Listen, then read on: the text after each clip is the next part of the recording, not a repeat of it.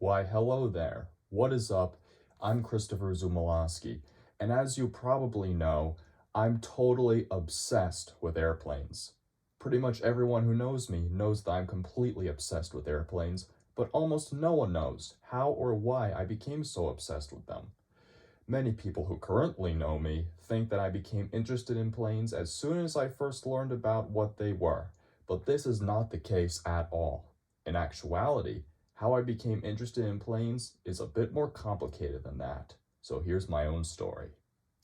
Believe it or not, the very first time I ever saw a plane, or planes in this case, was during a military flyover at a stadium when I was not quite a year and a half old, before I even knew what airplanes were.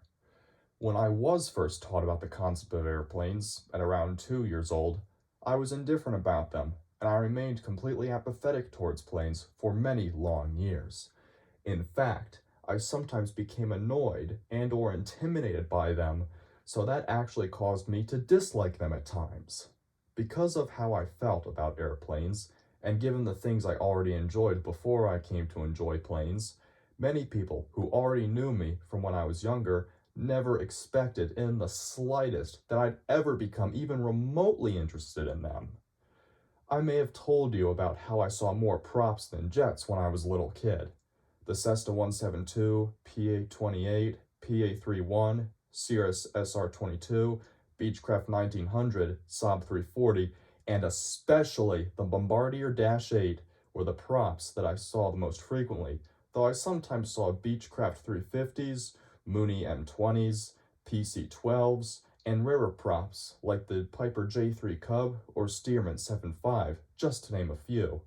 Yes, I saw way fewer jets than props or helicopters, but by far the most frequent jets I saw were the F-14 and F-111.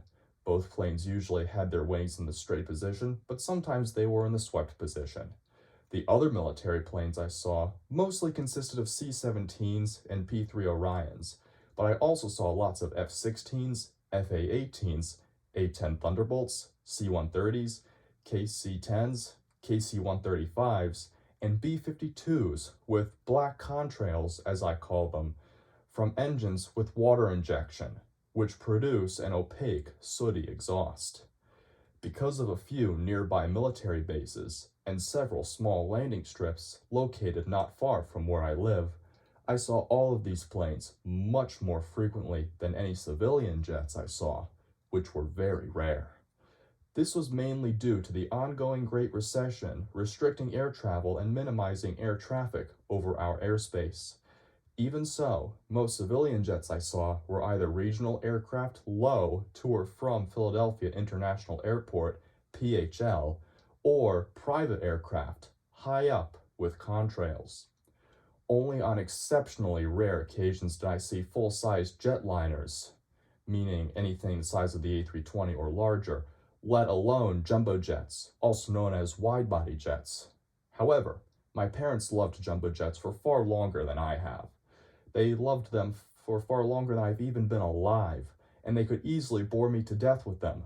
Though, after I turned 9 years old in July 2011, my parents began discussing about taking me to Hawaii for my upcoming 10th birthday. In doing so, they introduced me to many huge planes, including the 777, the 727, DC-10, Concorde, the soon-to-be-introduced 787, and their personal favorite, the Boeing 747. As the Great Recession lightened up during that same time, air travel lightened up as well, and air traffic increased, so I started seeing more mainline jets, such as the 737, MD-80, and A321. I also started seeing much bigger jets, like the 757, 767, and A330.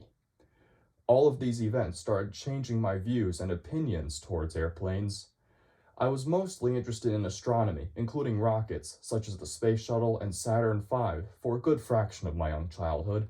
Thus I became more intrigued when I found out that the engines used on big jets, high bypass turbofans that is, produce thrust in a more similar manner to rocket engines and produce more thrust in this manner than any other air-breathing jet engines.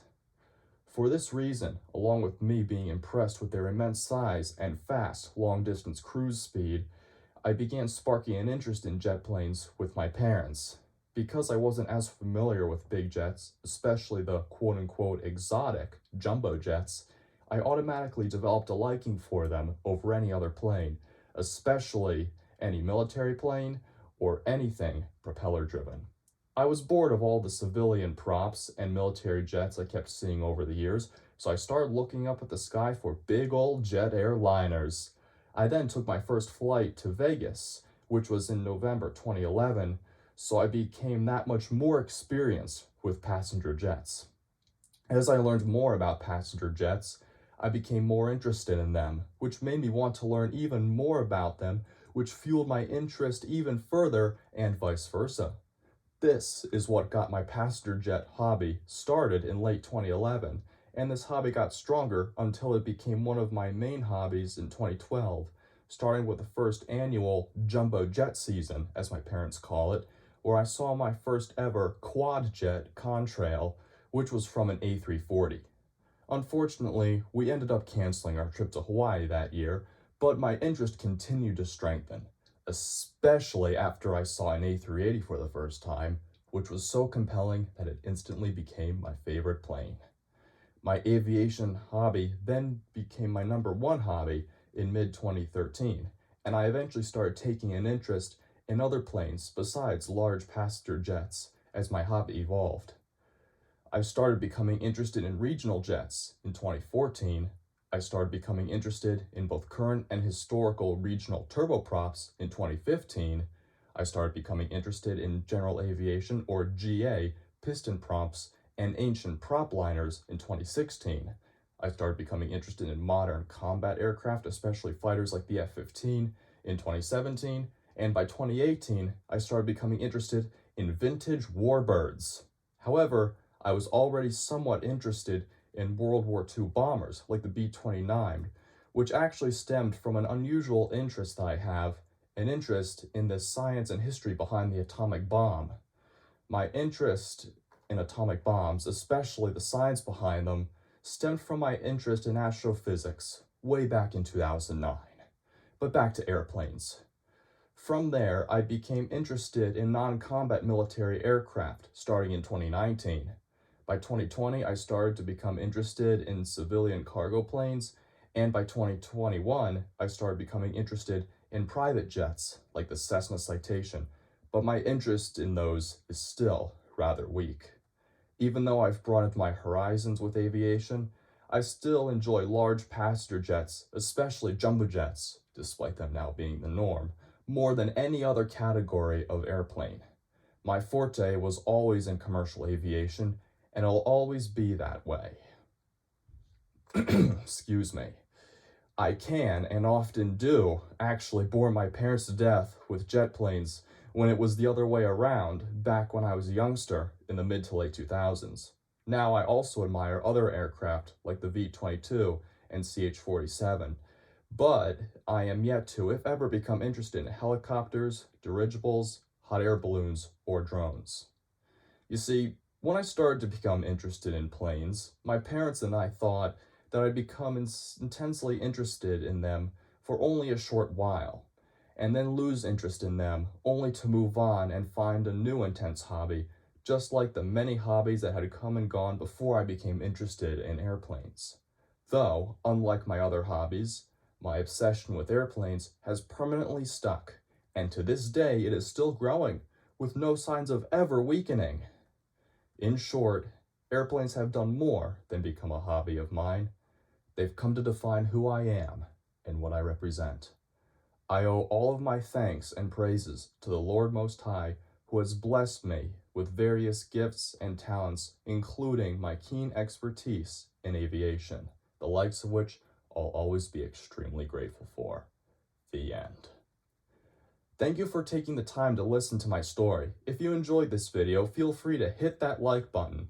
You can also ask me questions in the comment section down below if you want to learn more about my hobby, and if you like my channel, feel free to subscribe and turn on notifications to get updates on what I'll be doing next. I'll see you soon.